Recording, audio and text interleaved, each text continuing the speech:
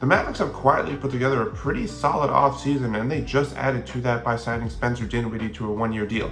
Now, admittedly, Dinwiddie's coming off not the best season, split between the Nets and the Lakers. In Brooklyn, he averaged 12 points on just 39% shooting, only 7 points a game in LA. The Lakers never really found a consistent role for him, only got 24 minutes, playing time is on and off. Did shoot 39% from three, though, which is interesting. But the thing I like about this move is that, if you remember, it wasn't that long ago where Dinwiddie was a key piece to the Mavericks making the Western Conference Finals in 2022, right? It was that three-guard rotation of Luka, Jalen Brunson, and Dinwiddie, and he helped them get to the conference finals.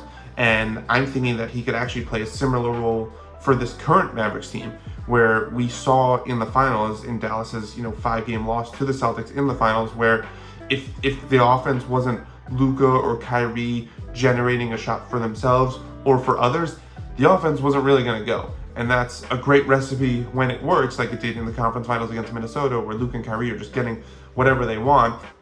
But it definitely pays to have other options that you could turn to if the defense is going to primarily focus on the two All-Stars. And so I think having another ball handler like Dinwiddie, who admittedly isn't the most consistent option, he's a career 41% shooter from the field. There are nights where he looks like he could potentially be an all-star, and there are nights where you kind of understand why he's bounced around so much in the league. But I think, if nothing else, just having that option for a Dallas team that, outside Luka and Kyrie, didn't really have so many ball handlers, guys who can create their own shot, to bring in another guy who at his best can do that. And there are definitely going to be nights where you see Dinwiddie sort of come to the rescue, either when Luka and Kyrie have an off night, or maybe when they need to take a game off, whether for injury, rest, or other. Having that guy who can, in theory, do that is, at the very least, a nice card for Jason Kidd and the Mavericks to have in their back pocket to be able to play, because they weren't able to do that in the playoffs last year. They had to primarily rely so much on Luka and Kyrie. And again, when it's great, but when it's not, you sort of need something in your back pocket. You need another card to be able to play. I feel like that's what success in the playoffs looks like. It's being able to hit you with so many different options, so many different varieties, versatility, all that stuff.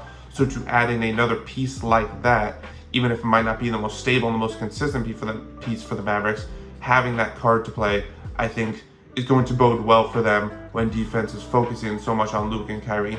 When the other guys aren't hitting shots, to be able to have that guy to come in, and he's sort of a wild card, but sometimes wild cards look good.